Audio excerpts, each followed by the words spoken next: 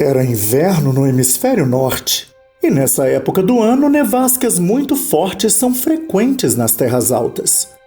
Movidos pelo desafio e pelo desejo de superar os próprios limites, os jovens decidiram subir a montanha, liderados por Igor Dyatlov. Eles nunca mais retornariam.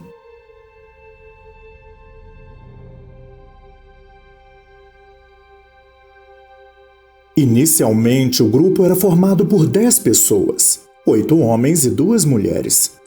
Todos os integrantes possuíam experiência em montanhismo. Quando a expedição finalmente começou, um dos homens foi forçado a desistir devido a problemas de saúde. Os outros continuaram. Em um vale, eles deixaram comida e equipamento extra para a viagem de volta. No caminho, as condições meteorológicas estavam muito desfavoráveis e eles decidiram acampar no declive de uma montanha.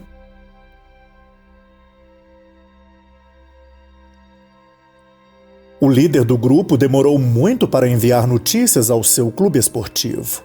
Inicialmente, isso não gerou preocupação. Imprevistos, afinal, são comuns nesse tipo de expedição. Mas os familiares dos jovens logo começaram a exigir que uma busca fosse feita.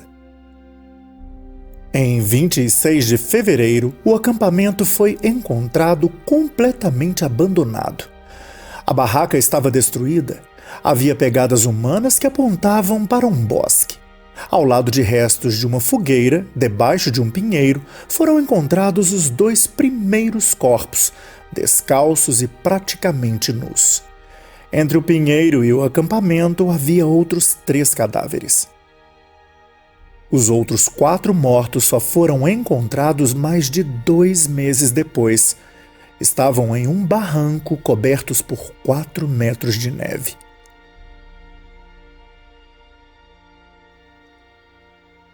Assim que se espalhou a notícia da localização das vítimas, começaram a surgir hipóteses sobre o que teria ceifado suas vidas. E a ciência entrou imediatamente em ação. Um exame médico foi feito, mas não se encontraram ferimentos que justificassem aqueles óbitos. O laudo inicial, então, concluía que os jovens haviam morrido de hipotermia. A conclusão desse laudo, porém, seria questionada em breve. A análise dos corpos que foram encontrados por último mudou completamente as primeiras impressões. Detectaram-se fraturas cranianas e torácicas. Era agora nítido que uma força extremamente intensa havia produzido aqueles traumas. Os ferimentos externos não pareciam tão sérios, mas um dos cadáveres estava mutilado. Sua língua parecia ter sido arrancada ou devorada. Um fato bastante curioso surpreendeu os examinadores. Um estudo das roupas dos mortos demonstrou um elevado nível de radiação. Algumas testemunhas chegaram a relatar a visão de esferas voadoras brilhantes no céu daquela área, mais ou menos no momento em que os jovens teriam morrido. E não demorou muito até que houvesse quem associasse o caso a um contato com seres alienígenas.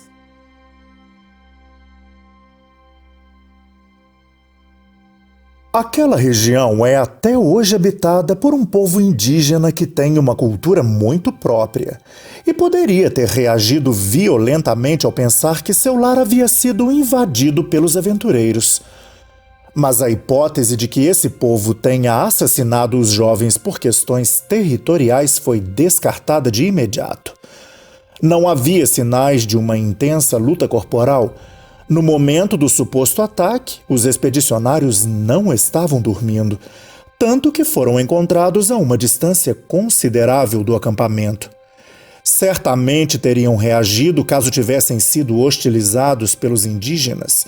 Estavam em um número considerável, não teriam morrido sem resistir.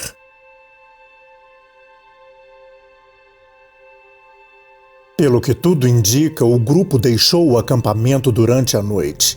Muito provavelmente os jovens já estavam deitados quando algo inesperado aconteceu e eles precisaram fugir. A temperatura era extremamente baixa, entre 20 e 30 graus negativos na escala Celsius, e havia também fortes rajadas de vento. Um dado curioso chama a atenção até hoje. Apesar de condições de tempo tão adversas, os corpos foram encontrados com pouquíssimas roupas.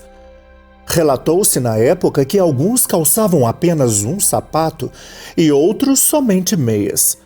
Outros estavam envoltos em pedaços de roupas rasgadas, aparentemente arrancadas dos que já haviam morrido. Um adolescente de 12 anos que participou de 5 funerais afirmou que as peles dos excursionistas apresentavam um intrigante bronzeado profundo. Por ausência de uma parte culposa, o inquérito foi oficialmente encerrado no mesmo ano. Os documentos foram arquivados e divulgados ao público somente décadas mais tarde. E a divulgação, mesmo assim, não foi completa. Surgiu a hipótese de que uma avalanche surpreendeu os jovens, e eles, desesperados, fizeram um corte na lona para que pudessem escapar pela lateral da barraca. Eles não teriam tido tempo para vestir as roupas que os protegeriam do frio intenso, e correram na direção do bosque, na esperança de que as árvores amenizassem a ação da onda de neve. Nessa hipótese, eles se separaram logo que o perigo maior passou, para que alguns voltassem ao acampamento e tentassem recuperar agasalhos. Mas fracassaram na empreitada e morreram de hipotermia por fim. A falta da língua de um dos cadáveres é justificada pela ação de algum animal carniceiro, mas há um problema aqui. A área em que os corpos foram encontrados não mostrava sinais de um deslizamento recente. Além disso, os jovens tinham larga experiência com o esqui, conheciam os perigos do tempo rigoroso e não montariam barraca numa área suscetível a avalanches. É muito provável que algo provocou pânico nos jovens. Mas o que os teria deixado tão atordoados ao ponto de se lançarem fora do abrigo mesmo sabendo que a baixa temperatura era tão perigosa? Talvez algo invisível. Levantou-se a hipótese de que o vento ao redor da montanha em que estavam criou um padrão repetitivo de vórtices rodopiantes. E esses vórtices teriam produzido infrassons que são capazes de induzir o cérebro humano a um grande desconforto. Os excursionistas teriam saído correndo, fugindo da ação dos infrassons, mas ao recuperarem a compostura não conseguiram encontrar o caminho de volta. Tropeçaram várias vezes, suas quedas teriam provocado ferimentos internos importantes. Mas essa explicação não dá conta do relato da presença de radiação nas roupas.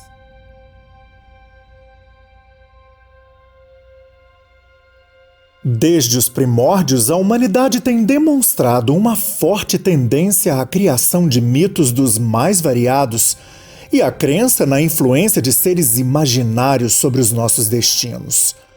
Sempre foi assim. Temos medo do desconhecido e, na tentativa de neutralizá-lo, inventamos explicações para tudo. Ainda que essas explicações sejam exageradamente fantasiosas, sempre haverá alguém que lhes dê ouvido. O medo do desconhecido tem um poder incrível sobre nossas mentes.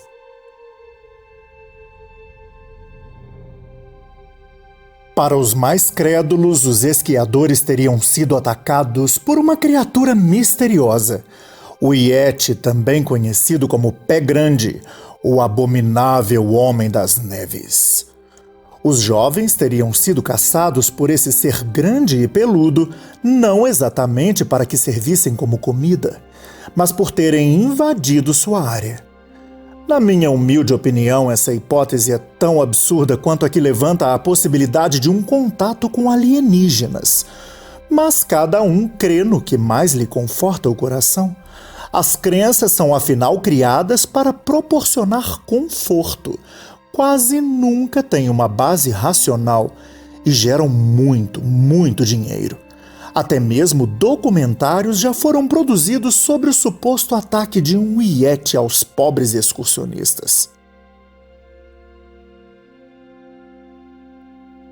Se houve quem afirmasse que as roupas dos jovens continham alguma radiação e ainda que luzes foram avistadas no céu da área em que as mortes ocorreram, eu digo que explosões de bombas explicam tudo isso e podem ter causado fortes deslocamentos de ar que, ao atingirem os jovens, teriam provocado os graves ferimentos internos.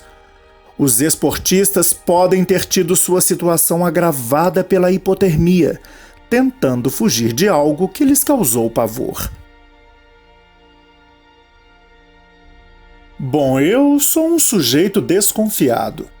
E se há uma coisa da qual eu desconfio com uma quase certeza, é que aquele pessoal foi morto por algo bem real, nem um pouco sobrenatural.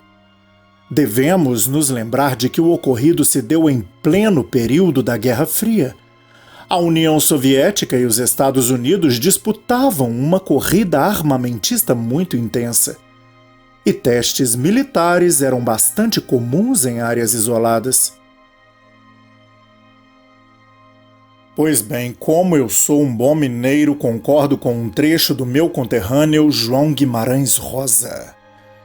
Eu quase que nada não sei, mas desconfio de muita coisa. Acusar eu não posso, não tenho provas. A ciência não trabalha com opiniões, somente com fatos, com acontecimentos comprovados. Muitos artigos, livros e filmes ainda serão feitos sobre esse caso. Porque o mistério gera lucro, o suspense nos cativa e todos nós temos um quê de detetives. Mas e você, o que acha? O que aconteceu com aqueles pobres jovens perdidos na imensidão branca e fria dos Montes Urais? Eu vou ficando por aqui, agradecendo a todo mundo pela audiência e já ansioso para ler os comentários, hein? Um abraço bem apertado, pessoal!